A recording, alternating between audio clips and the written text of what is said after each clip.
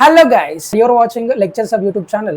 ఈరోజు AP history group 1, group 2, SI constables ఇలాంటి ఎగ్జామ్స్లో మనకు ఒక ఛాలెంజింగ్ సబ్జెక్ట్ ఏంటంటే ఏపీ హిస్టరీ. ఓకే, సో చాలా కన్ఫ్యూజన్ గురి చేసే సబ్జెక్ట్ కూడా ఇదే.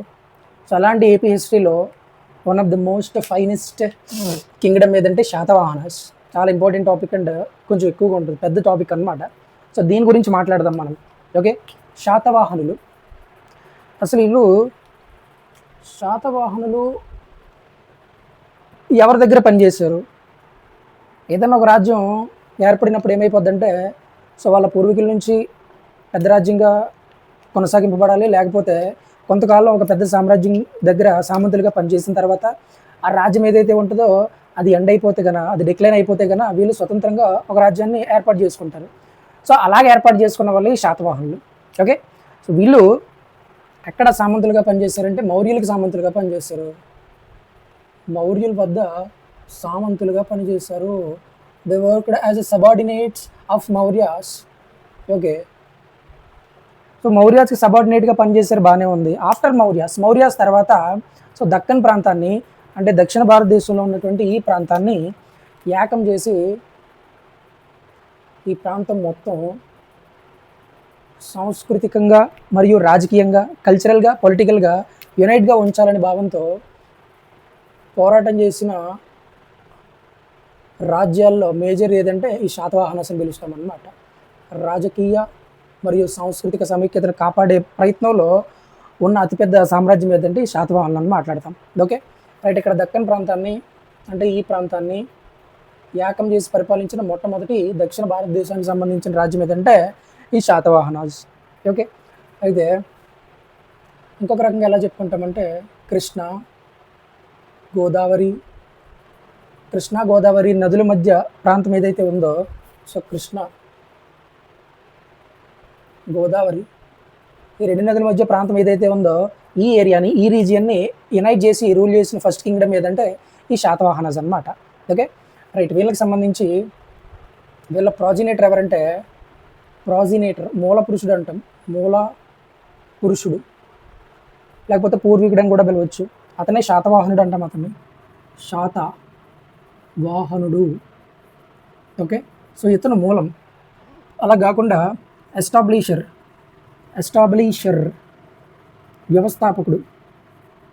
వ్యవస్థాపన ఎవరంటే సిముకుడు అంటాం. ఇతన్నే ముద్దుగా శ్రీముఖుడు అని పిలుస్తారు. సిముకుడు ఆర్ శ్రీముఖ. ఓకే, సో ఇతను రాజ్యం స్థాపించింది ఎవరంటే ఈయన. వీళ్ళ క్యాపిటల్ సిటీ చూసామనుకోండి, రాజధానులు ఎక్కడ ఒకటి ధరణికోట, ఇంకొకటి ప్రతిష్టానపురం, దీన్ని పైఠాన్ అంటాం. Dharanikota and Paithan. Okay, so ఇవి వీళ్ళ క్యాపిటల్ సిటీస్. వీళ్ళకి అఫీషియల్ లాంగ్వేజ్ ఏదంటే భాష Prakritam. Official language Prakrit. So Kuntala Satakarni అని చెప్పి ఒక రాజు ఉంటాడు. ఆయన వచ్చిన తర్వాత సాంస్క్రిట్ని అఫీషియల్ లాంగ్వేజ్ కింద వాడతారు, but most of the Satavahanas king use Prakrita language అనమాట. ఓకే రైట్, సో వీళ్ళ అఫీషియల్ సింబల్ ఏంటంటే ఇక్కడ రాయల్ సింబల్, రాజ లాంఛనం అంటాం దీన్ని. రాజ లాంఛనం ఎవరంటే ఇక్కడ సూర్య భగవాన్. ఓకే, సో వీళ్ళకి సంబంధించి సో ఇంట్రడక్షన్ ఇది. రైట్, ఇక్కడ శాతవాహనాస్కి అసలు వీళ్ళ గురించి తెలియాలంటే కొన్ని సోర్సెస్ ఉండాలి.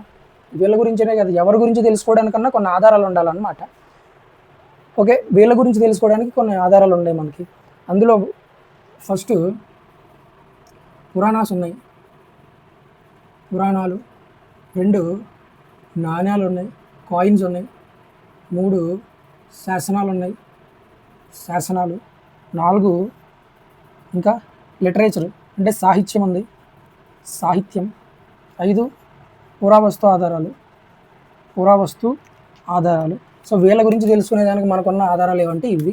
పురాణాలు ఉన్నాయి, పురాణాస్, కాయిన్స్, ఇన్స్క్రిప్షన్స్, లిటరేచర్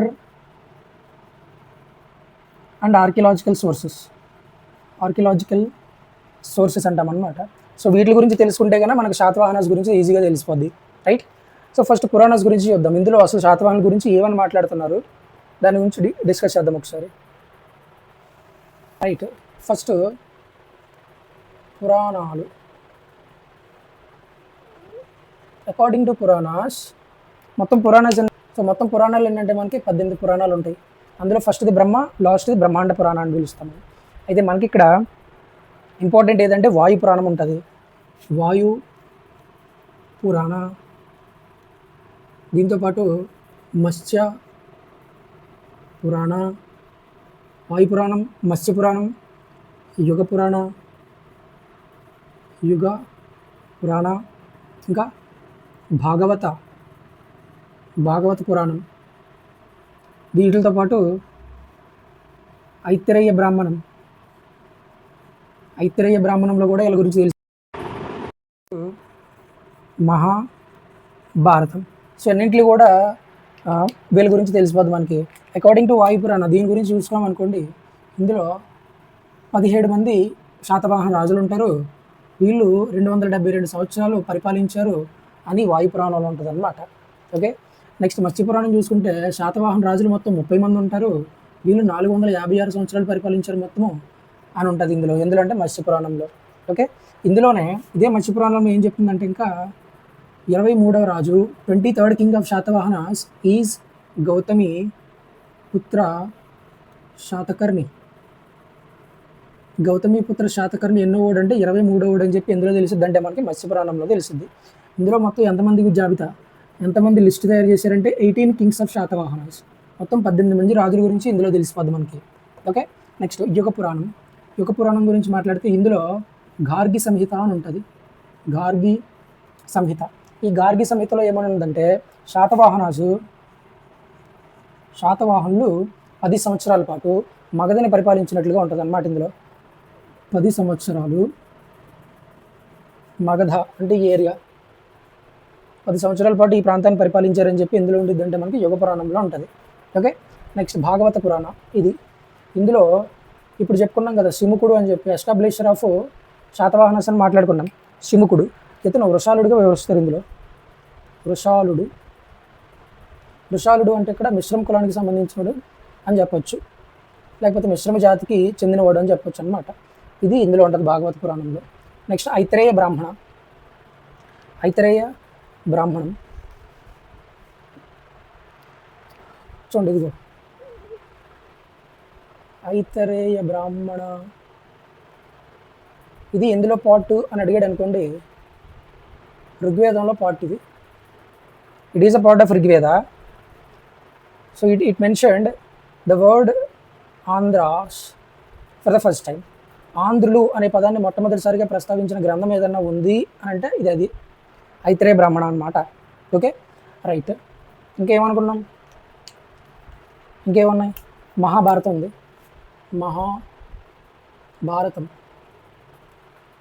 మహాభారతంలో కూడా వీళ్ళ గురించి తెలిసిపోద్ది. ఏమని తెలిసిపోద్ది అంటే, మహాభారతంలో వీళ్ళంటే ఇక్కడ ఆంధ్రులు.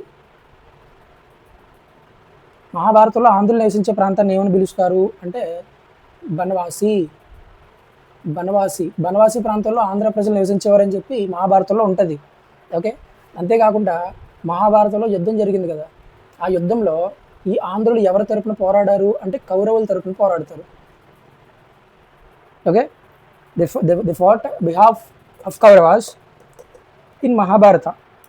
కురుక్షేత్ర వారు ఉంటుందిగా, అందులో వీళ్ళ తరపున పోరాడారు అనమాట. సో ఈ 2 కాన్సెప్ట్లు ఎందులో ఉంటాయంటే మహాభారతంలో ఉంటాయి.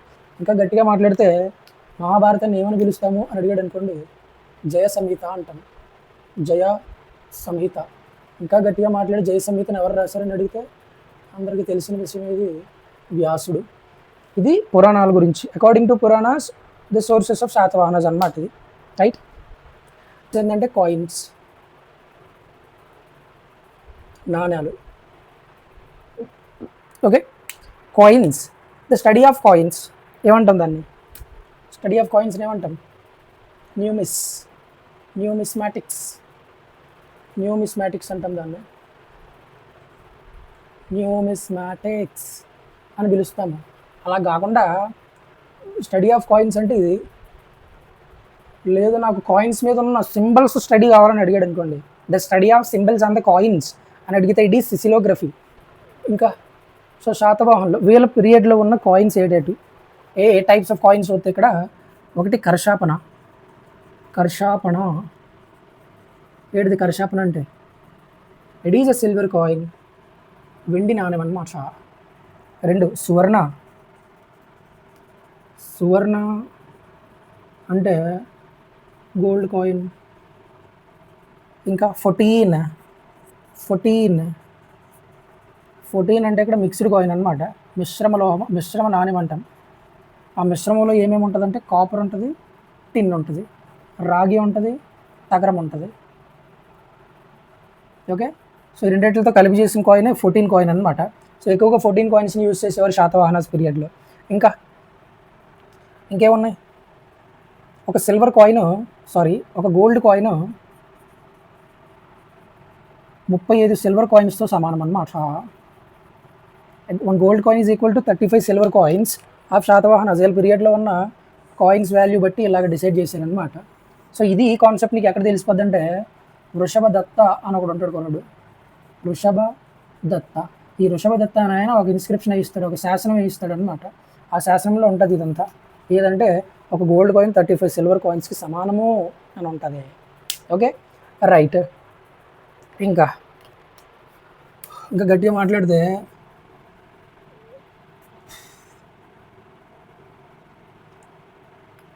గుర్తులు. సో వీళ్ళ కాయిన్స్ మీద గుర్తులు ఏమేమి ఉన్నాయి, వీళ్ళ కాయిన్స్ మీద మొత్తం 12 రకాల సింబల్స్ ఉంటాయి. ఇవన్నీ ఇంపార్టెంటే. ఫస్ట్ చూడు సన్, ఎందుకంటే ఇందాక చెప్పుకున్నాం అఫీషియల్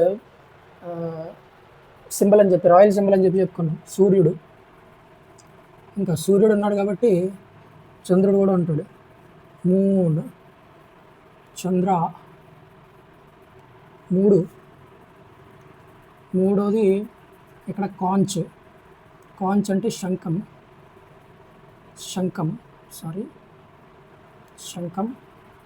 4 లిల్లీ, కమలం. శంఖం, కమలం, త్రిరత్న. నెక్స్ట్ ఇంకేమున్నాయి, స్వస్తిక్ సింబల్ కూడా వాడారు కాయిన్స్ మీద. స్వస్తిక్. ఇంకా ఉజ్జయిని సిటీ ఉంటుంది. ఆ సిటీతో ఒక సింబల్ ఉంటుంది అనమాట. ఆ సింబల్ కాయిన్స్ మీద వేసేవారు, Ujjayini city coins. Okay 7. 8th one ఇంకా లయన్, సింహం. హార్స్, గుర్రం. Lion, horse. ఇంకా ఎలిఫెంట్, ఏనుగు. ఆక్స్, ఎద్దు. లాస్ట్ వన్ ఏంటంటే ఇక్కడ ఓడ, షిప్. ఇది ఇంపార్టెంట్. అన్నీ ఇంపార్టెంట్, ఇది కొంచెం ఎక్కువ ఇంపార్టెంట్ అంతే. రైట్ 12 ఇవి. ఓకే, సూర్యుడు ఉంటాడు, చంద్రుడు ఉంటాడు, కమలం ఉంటుంది, శంఖం ఉంటుంది, ఏనుగు ఉంటుంది, ఎద్దు ఉంటుంది, గుర్రం ఉంటుంది, సింహం ఉంటుంది, స్వస్తిక్ ఉంటుంది, త్రిరత్నం ఉంటుంది. ఓకే, ఉజ్జయిని సిటీ ఉంటుంది, దాంతోపాటు ఓడలు ఉంటాయి. Clear right. ఇప్పుడు మనకి ఇందులో ఇప్పుడు అండర్లైన్ చేస్తానో వాటి గురించి ఎక్కువగా మాట్లాడతాం. ఇప్పుడు సూర్యుడు ఆల్రెడీ ఇందాక మాట్లాడేది దీనికోసం ఏంటంటే ఇట్ ఈజ్ రాజలాంఛనం ఆఫ్ శాతవాహనాస్. రాయల్ సింబల్ అని మాట్లాడుకున్నాం శాతవాహనాస్కి. రైట్, ఇక్కడ ఉజ్జయిని సిటీ ఉంది. ఈ ఉజ్జయిని సిటీతో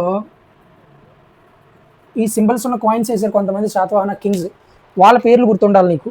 వాళ్ళు ఎవరంటే ఒకరి గారు ఎవరంటే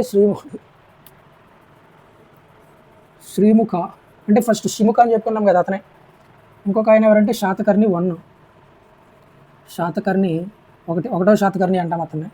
3 Gautamiputra Satakarni. And last one Chandasri. ఇతను కూడా ఉజ్జయినికి సంబంధించిన కాయిన్స్ వేయించాడు అనమాట. సో ఉజ్జయిని సిటీకి సంబంధించి 4 వేయించారు కాయిన్స్. నెక్స్ట్ వాడ గుర్తు కలిగింది వేయించింది ఎవరంటే యజ్ఞశ్రీ శాతకర్ణి. ఇతను చాలా ఇంపార్టెంట్. ఈయన యజ్ఞశ్రీ శాతకర్ణి. ఇంకొక స్పెషాలిటీ ఏంటంటే యజ్ఞశ్రీ శాతకర్ణికి శాతవాహనంలో ఎక్కువ కాయిన్స్ వేయించిన వాళ్ళు ఎవరంటే ఇతనే. Okay right. ఇంకా ఉన్నాయా అంటే ఉన్నాయి, ఇంకా చాలా ఉన్నాయి. ఇంకా కాయిన్స్ గురించి మాట్లాడుకుంటే జోగల్ తంబి కాయిన్స్ అంటాం.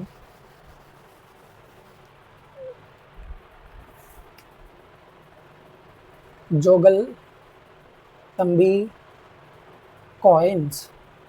ఇక్కడ నహపానుడు వర్సెస్ గౌతమిపుత్ర శాతకర్ణి. జోగల్ తంబి అనే ఏరియాలో ఈ నహపానుడికి గౌతమిపుత్ర శాతకర్ణికి యుద్ధం జరుగుద్ది. ఆ నహపానుడు ఎవరంటే క్షారాట వంశానికి సంబంధించినోడు.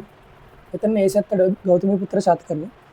చంపేసి ఇతనికి సంబంధించి 13,400 సిల్వర్ వెండి నాణ్యాలు అయితే స్వాధీనం చేసుకొని మళ్ళీ వాటి మీద గౌతమిపుత్ర శాతకర్ణికి సంబంధించిన ముద్రికలతో సింబల్స్తో మళ్ళీ కాయిన్స్ని రీప్రింట్ చేస్తాడనమాట. ఓకే, వీటిని అందుకే విద్ధంక నాణ్యాలు అంటాం. విద్ధంక నాణ్యాలు. విద్ధంక నాణ్యాలు ఎవరి అంటే గౌతమిపుత్ర శాతకర్ణి. క్లియర్? రైట్. ఇంకేమైనా ఉన్నాయంటే ఉన్నాయి. సో ఏపీ తెలంగాణ ప్రాంతాల్లో శాతవాహనులకు సంబంధించిన కాయిన్స్ ఎక్కడెక్కడ లభించాయి, ఎక్కడెక్కడ దొరికాయి అని తెలిసి చూస్తే మనము ఎక్కడెక్కడ దొరికాయి చూడు. ఫస్ట్ ఆంధ్ర ప్రాంతంలో ధరణికోట అంటే అమరావతి. 2 నాగార్జున కొండ. 3 మూడోది శాతాని కోట. 4 అత్తిరాల ఎక్కడ ఉంటుందంటే అన్నమయ్య డిస్టిక్లో ఉంటుంది ప్రజెంట్. నెక్స్ట్ శాలిహుండం.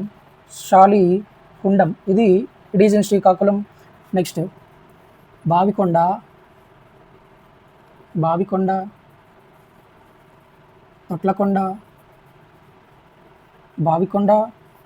తొట్లకొండ. ఇంకా నంద్యాల. సో ఇవన్నీ కూడా ఏపీ ఆంధ్ర ప్రాంతాల్లో శాతవాహనులకు సంబంధించిన కాయిన్స్ దొరికిన ప్లేసెస్ అన్నమాట. సో తెలంగాణకి సంబంధించి కొన్ని ప్లేసెస్ ఉన్నాయి, అవి కూడా చూద్దాం ఒకసారి. తెలంగాణలో మనకి కొండాపూర్ అనే ఏరియా ఉంటుంది. కొండాపూర్. నెక్స్ట్ పెద్దబంకూర్,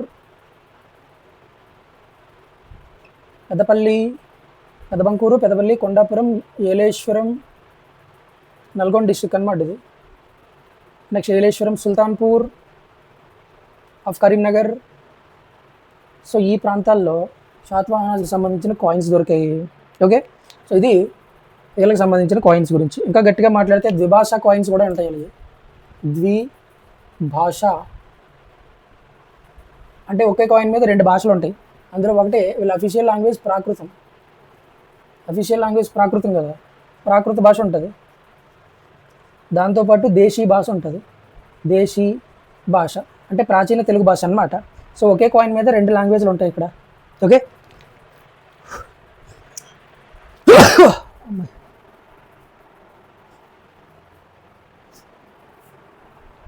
సో ఒకే కాయిన్ మీద 2 లాంగ్వేజ్లు ఉన్న కాయిన్స్ వేయించింది ఎవరు అని అడిగితే శివశ్రీ శాతకర్ణి అని చెప్పొచ్చు. శివశ్రీ శాతకర్ణి అన్నమాట. ఇతన్ని ఏమని పిలుస్తామంటే వాసిష్ఠపుత్ర శాతకర్ణి అంటాం. గౌతమిపుత్ర శాతకర్ణికి 2వ కొడుకు ఇతను. Okay, right. This is about coins of Satavahanas. Clear? Right.